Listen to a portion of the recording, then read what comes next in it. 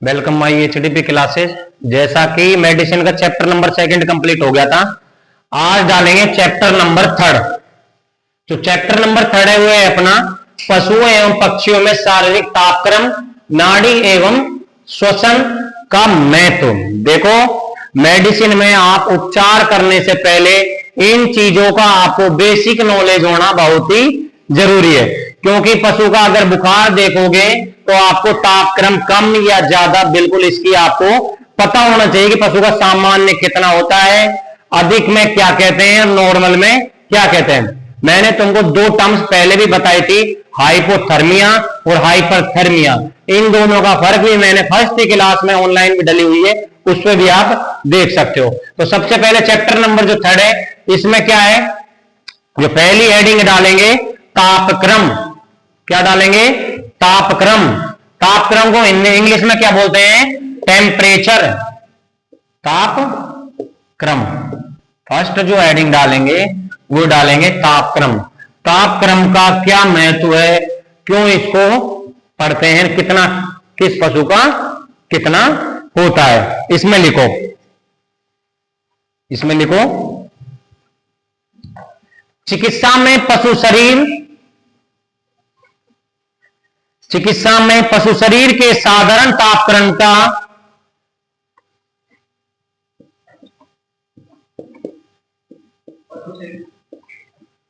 चिकित्सा में पशु शरीर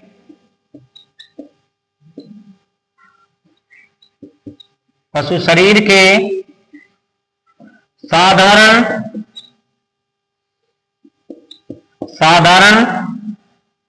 तापक्रम का बहुत महत्व है। तापक्रम का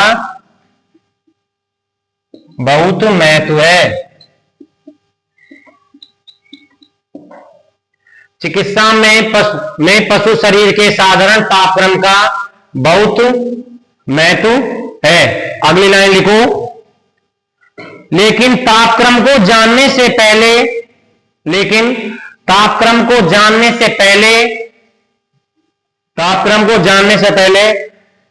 ये जान लेने की तापक्रम को जानने से पहले ये भी जान ले कि पशु को बाह्य वातावरण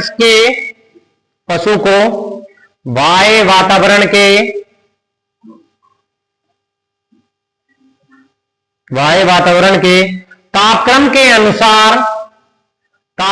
अनुसार अपने शरीर का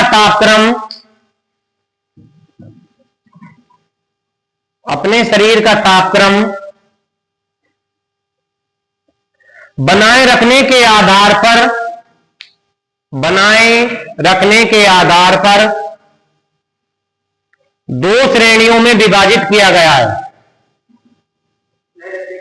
बनाए रखने के आधार पर पशुओं को 2 श्रेणी में विभाजित किया गया है। 2 श्रेणी में विभाजित किया गया है। सुन लो एक बार मैंने क्या लिखवाया है। ये मैंने बताया है कि पशु शरीर के बाह्य वातावरण के संपर्क में रहने से पशुओं को 2 श्रेणी में विभाजित किया गया है। एक पशु शरीर वो, देखो याद करना, एक पशु शरीर वो जो बाह्य वातावरण के संपर्क में आते हैं, अपना टेम्परेचर बढ़ जाता है या घट जाता है। इसे एक ऐसे कि बाह्य वातावरण से कोई फर्क ही नहीं पड़ता, तो ये डाल लिया, 2 भागों में विभाजित किया गया है। तो फर्स्ट लिखेंगे, पहला है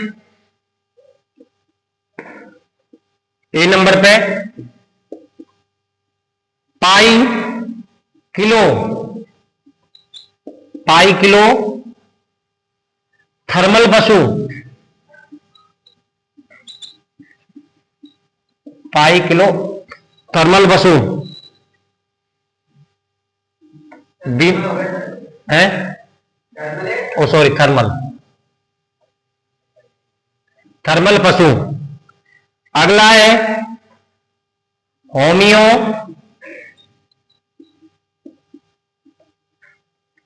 थर्मल पशु।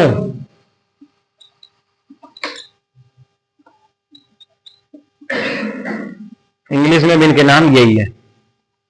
डाल लो दोनों। पहला है पाई किलो थर्मल पशु, दूसरा है होमियो थर्मल पशु। तापक्रम के आधार पर देखो कैसे याद रखना, तापक्रम के आधार पर पशुओं को दो श्रेणी में विभाजित किया गया है। अब तक चैप्टर में क्या याद रखना है, तापक्रम के आधार पर पशु को दो श्रेणियों में विभाजित किया गया है। पहला कौन सा है, पाई किलो थर्मल पशु, दूसरा है होमियो थर्मल पशु। जो फर्स्ट हेडिंग डाल लो, अब पाई किलो थर्मल पशु हेडिंग डाल लो। डाल लिया।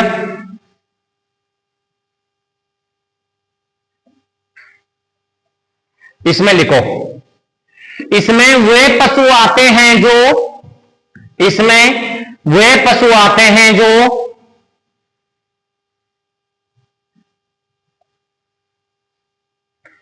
तापक्रम को वातावरण के अनुसार, तापक्रम को वातावरण के अनुसार, वातावरण के अनुसार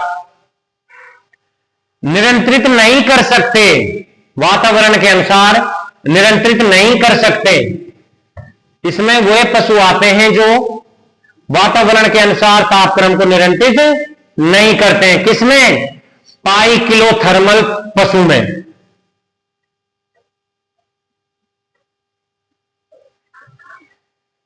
आगे एक लाइन लिखो, इन्हें कोल्ड ब्लड यानी ठंडा खून वाले एनिमल भी कहते हैं, कोल्ड ब्लडेड एनिमल भी कहते हैं। इन्हें कोल्ड ब्लडेड एनिमल भी कहते हैं, इन्हें कोल्ड ब्लडेड एनिमल भी कहते हैं। ठीक है, उदाहरण में लिख लेना मेंढक, उदाहरण में लिखो मेंढक, मछली, सर्प आदि, सर्प आदि। सुन लो अभी एक बार मैंने क्या बताया। पाई किलो यानी थर्मल पशु उन्हें बोलते हैं जो कि बाह्य वातावरण के अनुसार अपने शरीर को नहीं ढाल सकते। मछली को पानी से बाहर निकालेंगे, पानी में टेम्परेचर ठंडा है और बाहर टेम्परेचर गर्म है, तुरंत मर जाएगा। मेंढक तुरंत पानी में बगता है, सर्प हमेशा जमीन के नीचे रहता है। तो जो एनिमल, इसमें कौन से एनिमल बोलेंगे, वो एनिमल जो वायु वातावरण के अनुसार अपने बॉडी का टेम्परेचर मेंटेन नहीं करते हैं, उनको क्या बोला जाता है, पाई किलो थर्मल एनिमल। इनको क्या कहते हैं, कोल्डेड ब्लड एनिमल भी कहते हैं, यानी ठंडे खून वाले जानवर, ठंडे खून वाले जानवर। आगे समझिए, यानी कि ऐसे जानवर जो कि अपने शरीर को वायु वातावरण के अनुसार टेम्परेचर नहीं बदलते। ठीक है, अब आ जाओ सेकंड पे, होमियोथर्मल।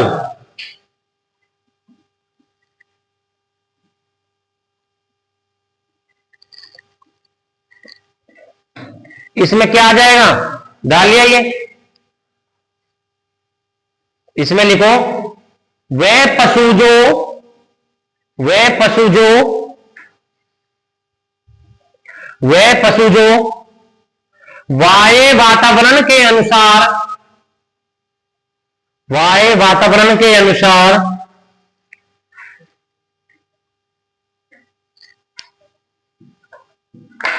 वायु वातावरण के अनुसार अपना तापमान नियंत्रित, अपना तापमान नियंत्रित रखते हैं। वायु वातावरण के अनुसार अपना तापमान नियंत्रित रखते हैं, उन्हें होमियो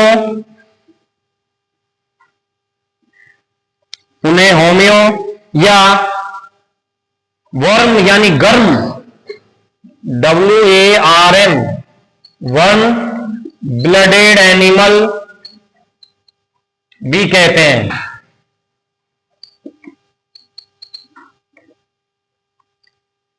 एनिमल भी कहते हैं, यानी ठंडे और गर्म। इसमें उदाहरण में डालना स्तनधारी पशु,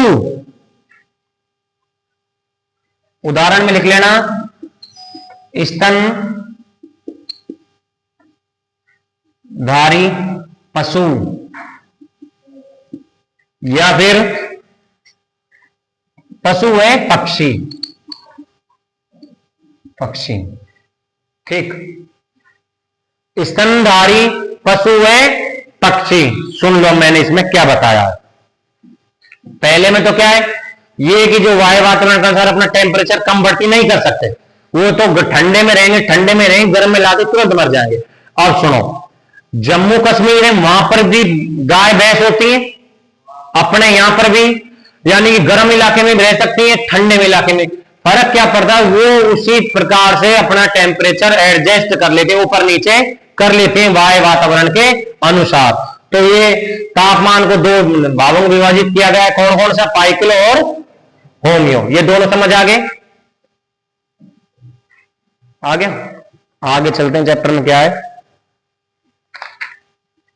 अब डालो शरीर तापमान, शरीर तापमान, ये दोनों परिभाषा याद रखना।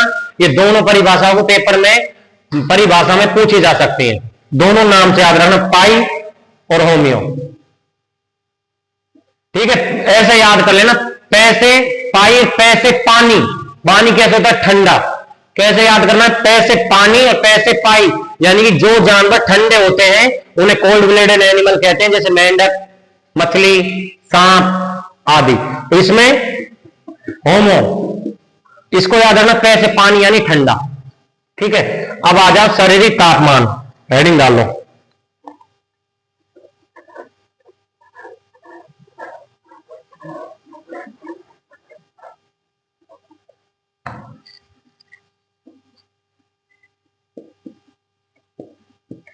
शरीर तापक्रम, इसमें लिखो अलग अलग नस्ल के पशुओं, अलग अलग नस्ल के पशुओं का अलग अलग तापमान होता है। अलग अलग नस्ल के पशुओं का अलग अलग तापमान होता है।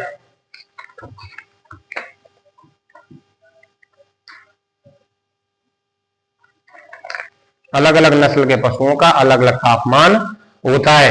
सेकंड पॉइंट डालो, पशुओं के शरीर का बाह्य तापक्रम, पशु के शरीर का बाह्य तापक्रम, पशु के शरीर का बाह्य तापक्रम भीतर के ऊतकों के तापक्रम, भीतर के ऊतकों के तापक्रम से कम होता है। भीतर के ऊतकों का तापक्रम से कम होता है, तापक्रम कम होता है, ठीक है।